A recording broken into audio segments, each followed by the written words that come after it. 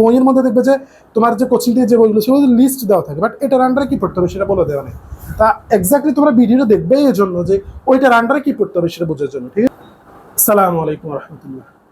এটা আমাদের সাজেশন সিরিজের সেকেন্ড ভিডিও। আমরা কথা বলছিলাম হচ্ছে জুলজি, প্রত্যেকটা চ্যাপ্টার বাই চ্যাপ্টারের আমরা সাজেশন নিয়ে কথা বলবো। শুধু কয়েকটা টপিকের লিস্ট তো আমি দিব না এই ভিডিওগুলোতে, আমি তোমাদের হচ্ছে ওই টপিকের আন্ডারে কি পড়তে হবে, কিভাবে পড়তে হবে সেগুলো নিয়ে কথা বলবো ইনশাল্লাহ। একদম একটা ক্লিয়ার কাট রোডম্যাপ তোমাদেরকে দিব, যাতে তোমরা আমার এই ভিডিও দেখেই হচ্ছে ওই টপিকগুলো পড়তে পারো এবং হচ্ছে যে সর্বোচ্চ কমন পাও ইনশাল্লাহ মেডিকেল ভর্তি পরীক্ষা। সো আমরা আজকে কথা বলবো হচ্ছে যে প্রাণী পরিচিতি অর্থাৎ প্রাণী বিজ্ঞানের দ্বিতীয় অধ্যায় নিয়ে। আমরা ফার্স্টে হাইড্রা নিয়ে কথা বলবো, হাইড্রার কি কি টপিক তোমাদের পড়তে হবে। তো আসো এখন হাইড্রার ফার্স্টে তোমরা পড়তে হবে পরিচিতি নিয়ে। হাইড্রা কোন পর্বের, হাইড্রা ডিপ্লোব্লাস্টিক না টিপ্লোব্লাস্টিক, তারপরে হচ্ছে হাইড্রার কয়টা প্রজাতি আছে, এগুলা নিয়ে তোমাদের পড়তে হবে। তারপরে হাইড্রা হচ্ছে যে দৈহিক যে বাহ্যিক গঠন আর কি, বাহ্যিক গঠন, দৈহিক গঠন আমরা লিখতেছি, দৈহিক গঠন নিয়ে তোমাদের পড়তে হবে। যে হাইড্রার হচ্ছে যে তোমার উপরের দিকে কি থাকে, কোষিকা থাকে, দেহকাণ্ড থাকে, তারপরে হচ্ছে তোমার নিচে একটা প্যাড থাকে, মানে ওভারঅল যে বাহ্যিক গঠনটা থাকে সেটা বাহ্যিক গঠনটা পড়তে হবে। এরপরে তোমার হচ্ছে যে সেকেন্ড যেটা পড়তে হবে সেটা হচ্ছে তোমার অ্যাপিডার্মিস এবং গ্যাস্ট্রামিসের কোষগুলো পড়তে হবে। অ্যাপিডার্মিস মানে ওর বহিত্বক এবং অন্তত্বকের মধ্যে কি কি কোষ থাকে সেগুলো পড়তে হবে। এপিডার্মিস ও গ্যাস্ট্রামিসের কোষগুলা, জাস্ট কোষগুলা কি কি কোষ আছে, কোনটাতে কি কোষ আছে সেটার লিস্ট তোমাদের জানতে হবে। অ্যাপিডার্মিস এবং গ্যাস্ট্রামিসের কোষ, অ্যাপিডার্মিস এবং গ্যাস্ট্রামিসের জাস্ট কোষের লিস্ট, আর কিচ্ছু না। আমি কিন্তু বলে দিচ্ছি কোন টপিকের আন্ডারে কি পড়তে হবে তোমাকে, এটা খেয়াল করতে হবে তোমার বেসে। তা আসো অ্যাপিডার্মিস এবং গ্যাস্ট্রামিসের জাস্ট কোষগুলোর উদাহরণ পড়তে হবে। হ্যাঁ, এরপর আসো যেটা পড়তে হবে কয়েকটা কোষ সম্পর্কে একটু ডিটেলে জানতে হবে, কাজ টাজ, যেমন পেশি আবরণী কোষ, পেশি আবরণী কোষ, আবরণী কোষ, পেশি আবরণী কোষ। তারপরে তোমার হচ্ছে যে ইন্টারস্টিশিয়াল কোষ, ইন্টারস্টিশিয়াল কোষ। হ্যাঁ, তারপরে তোমার হচ্ছে যে নিডোসাইট, এগুলো সম্পর্কে একটু ডিটেইলে জানতে হবে তোমাদের। কাজটা মেনলি জানতে হবে, পেশি আবরণী কোষের কাজ কি, তারপর হচ্ছে তোমার ইন্টারস্টিশিয়াল কোষের কাজ কি, নিউরোসাইটের কাজ কি, এটা জানার পরে এবার আসো নিউরোসাইট সম্পর্কে একটু ডিটেইলে তোমাদের পড়াশোনা করতে হবে। নিউরোসাইট, আদর্শ নিউরোসাইটের গঠন কি, তারপরে এটার মধ্যে কি কি থাকে, এটার কাজ কি, গঠন, কাজ, এগুলো সম্পর্কে ডিটেইলে জানতে হবে। নিউরোসাইট সম্পর্কে ইন ডিটেইলে পড়াশোনা করতে হবে। হ্যাঁ, এরপরে আসা হচ্ছে যে কি নেমাটোসিস্টের যে টাইপস আছে, নেমাটোসিস্টের যে টাইপ আছে, নেমাটোসিস্টের 4টা টাইপ নিয়ে এখানে পড়াশোনা আছে। এই নেমাটোসিস্টের 4টা টাইপ নিয়ে পড়াশোনা করতে হবে। হ্যাঁ, স্টিনোটিল কিরকম, বলব্যান্ড কিরকম, এরকম করে তোমার যে 4টা টাইপ আছে সেই 4টা টাইপ সম্পর্কে ডিটেইলে জানতে হবে। এগুলো গঠন কিরকম, কাজ কিরকম সেটা সম্পর্কে জানতে হবে। ঠিক আছে, তারপর তোমার হচ্ছে যে হাইড্রার খাদ্য সম্পর্কেও জানতে হবে, হাইড্রা কি ধরনের খাবার খায় সেটা সম্পর্কে জানতে হবে। হাইড্রার জনন সম্পর্কে জানতে হবে, আর last but not the least সেটা হচ্ছে তোমার চলন পদ্ধতি, খুবই ইম্পর্টেন্ট। হাইড্রার চলন পদ্ধতি নিয়ে প্রায়ই আসে। চলন পদ্ধতি কি কি পড়বা দেখো। হাইড্রার চলন পদ্ধতি ফার্স্ট হচ্ছে যে তোমার হাইড্রার যে চলনের মধ্যে তোমার কি কি চলন পদ্ধতি আছে সেটা জানবা। ফার্স্ট ওইটা মুখস্থ করবা, সমারসল্টিং, লুপিং, এরকম করে সাঁতার, সিরিয়ালের নামগুলো মুখস্থ করবা। সিরিয়ালের প্রয়োজন নেই, জাস্ট নামগুলো মনে রাখলেই চলবে। তারপরে তোমাদের কি জানতে হবে সেটা হচ্ছে যে সমারসল্টিং এবং লুপিং নিয়ে ডিটেইলে জানতে হবে। কয়টা লুপ তৈরি হয়, কোনটা সবচেয়ে দ্রুত, কোনটা ধীর গতির, কোনটাতে বেশি দূরত্ব, কোনটাতে কম দূরত্ব, কোনটা সাধারণ, এই টাইপ করে সমারসল্টিং এবং লুপিং এর যে তোমার একটা তুলনা আছে এবং হচ্ছে এটার যে ডিসক্রিপশন আছে সেটা ভালো করে পড়তে হবে। জনন থেকে তোমার জননের বেসিক যে মেকানিজম, বেসিকটুকু, কখন জনন ওদের বেশি হয়, তারপরে ওদের যে বিভিন্ন হাইড্রোলাইট সব বিভিন্ন গঠন হয় দেখা যায়, সেগুলো কত সপ্তাহে দেখা যায়, কিভাবে দেখা যায় সেগুলো জানতে হবে। আর খাদ্য হচ্ছে কি কি খাদ্য গ্রহণ করে, হ্যাঁ, হাইড্রা হচ্ছে কি কি খাদ্য গ্রহণ করে সেটা জানতে হবে। তাহলে হাইড্রা থেকে তুমি যদি এই টপিকগুলো কভার করো ইনশাআল্লাহ হাইড্রা থেকে তোমার কোশ্চেন কমন পড়ার পসিবিলিটি 90 to 95%। রেয়ারলি এগুলো থেকে মিস যাবে। যারা জীবনেও হাইড্রা একবারও পড়া নাই তারা হাইড্রা A to Z একবার পড়ে ফেলবা। এরপরে হচ্ছে যাদের একবার হইলেও পড়া আছে তারা আগে এই টপিকগুলোর আন্ডারে যা যা পড়তে বললাম তাটা আগে এনশিওর করবা যে এখান থেকে তোমার কোনো কোশ্চেন ভুল হবে না। তারপরে গিয়ে হচ্ছে বাকি টপিকগুলো বা অন্যান্য দাগার লাইনগুলো পড়বা। ঠিক আছে, তো আমি তোমার হচ্ছে হাইড্রা এখানেই কনক্লুড করতেছি। এবার হচ্ছে আমরা আলোচনা করবো হচ্ছে ঘাস ফড়িং সম্পর্কে। ঘাস ফড়িং এর ক্ষেত্রে তোমার পাঁচটা আগের মতোই পরিচিতি লাগবে, যে ঘাস ফড়িং কোন পর্বের, তারপরে ঘাস ফড়িং এর কিছু লোকাস্ট বলা হয় এদেরকে, তারপরে কেন বলা হয়, শ্রেণীবিন্যাস কিরকম, পরিচিতি লাগবে, তারপরে হচ্ছে বাহ্যিক গঠন লাগবে।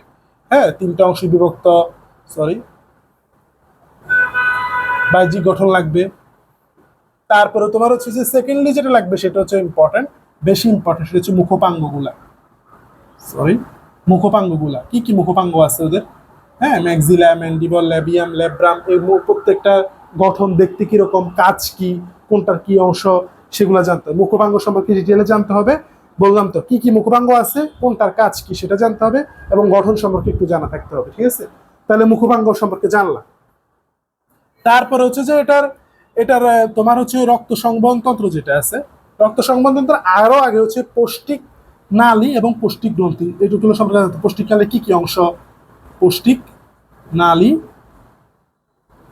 প্লাস হচ্ছে পৌষ্টিক গ্রন্থি, এদের কি কি পৌষ্টিক গ্রন্থি আছে? হ্যাঁ, প্রধান পৌষ্টিক গ্রন্থি হচ্ছে লালা গ্রন্থি, তোমরা জানো। কি কি পৌষ্টিক গ্রন্থি আছে, কি কি পৌষ্টিক নালী আছে, কোনটা দৈর্ঘ্য কতটুকু, কি কি আছে সেগুলো জানতে হবে। কোনটার অংশ কি কি সেটা জানতে, পৌষ্টিক নালী পৌষ্টিক গ্রন্থি সম্পর্কে ডিটেইলে জানতে হবে। তারপরে তোমার হচ্ছে যে এবার আসো রক্ত সংবহন তন্ত্র সম্পর্কে জানতে হবে। ওর হৃদযন্ত্র কিরকম, ওর ব্লাড গুলা কিরকম, ওর হচ্ছে যে ওপেন নাকি ক্লোজড সার্কুলেটরি সিস্টেম, রক্ত সংবহন তন্ত্র অল।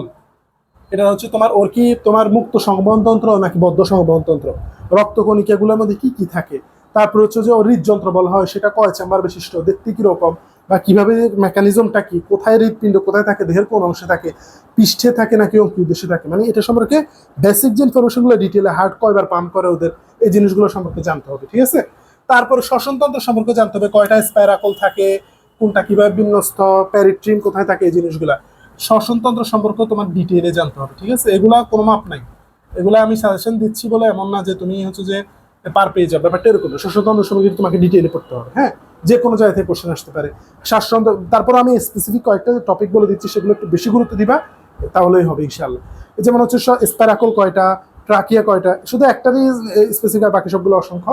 এরপরে তোমার হচ্ছে যে প্যারিট্রিম কোথায় পাওয়া যায়, তারপরে তোমার হচ্ছে যে তোমার রেসপিরেশনের বেসিক মেকানিজম কি ওদের, এটা সম্পর্কে আসতে পারে। তারপরে তোমার হচ্ছে রেচনতন্ত্র, আর বাকি যে তন্ত্রগুলো আছে সেগুলোর প্রধান প্রধান অংশ কি সেটা জানলেই চলবে। ঠিক আছে, মানে রেচনতন্ত্র প্রধান, মানে কোনটা দ্বারা রেচনতন্ত্র পরিচালিত হয়, প্রধান অঙ্গ কি সেটা। এরপরে আসো আরেকটা ইম্পর্টেন্ট, সেটা হচ্ছে তোমার দর্শন অঙ্গ। দর্শন অঙ্গ, ওদের যে দর্শন অঙ্গ আছে ওমাটিডিয়াম, সে ওমাটিডিয়ামের গঠন, ওমাটিডিয়ামের হচ্ছে কি কি অংশ থাকে, কোন অংশের কাজ কি, সেটা ভালো করে জানতে হবে। সুপার পজিশন এবং অ্যাপোজিশনের যে একটা পার্থক্যের ছক আছে, সেটা তোমাদের ভালো করে পড়তে হবে। ঠিক আছে, আচ্ছা এবার আসো তাহলে দর্শন অঙ্গ সম্পর্কে কি কি পড়বা সেটা বললাম। তারপরে তোমার হচ্ছে যে ওর জনন সম্পর্কে 2-1 লাইন, ওগুলা 11 লাইন, ওগুলা আমি সাজেশনের মধ্যে আনতেছি না। মোটামুটি এই জিনিসগুলো তোমরা যদি কাভার করো, ইনশাআল্লাহ তোমার হচ্ছে যে গাসপুরিং থেকে তোমরা কোশ্চেন কমন পাবা। ঠিক আছে, আরেকটা জিনিস যেটা গাসপুরিং এর রূপান্তরে হরমোনের ভূমিকা, রূপান্তর হয় যে এখানে আবার তোমার লার্ভা, পিউপা, এগুলো হচ্ছে সম্পূর্ণ রূপান্তর আসে, রূপান্তরটা পড়তে হবে, রূপান্তরটা মিস দেওয়া যাবে না, রূপান্তর পড়তে হবে, রূপান্তর মাস্ট। রূপান্তরের অসম্পূর্ণ রূপান্তর কাদের কাদের হয়, উদাহরণ লাগবে, সম্পূর্ণ রূপান্তর, অসম্পূর্ণ রূপান্তরের উদাহরণ, এবং হচ্ছে তোমার এই রূপান্তর হরমোনের ভূমিকা, রূপান্তরে হরমোনের ভূমিকা, এটা মাস্ট জানতে হবে। রূপান্তরে হরমোনের ভূমিকা, রূপান্তর হরমোনের ভূমিকা, এটা মাস্ট জানতে হবে।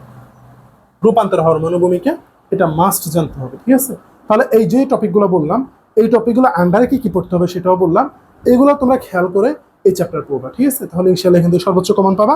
আমাদের লাস্ট যে প্রাণীটা আছে সেটা সম্পর্কে আমরা একটু ডিসকাস করবো ইনশাআল্লাহ। তো আমরা লাস্টলি কথা বলবো হচ্ছে রুই মাছ নিয়ে।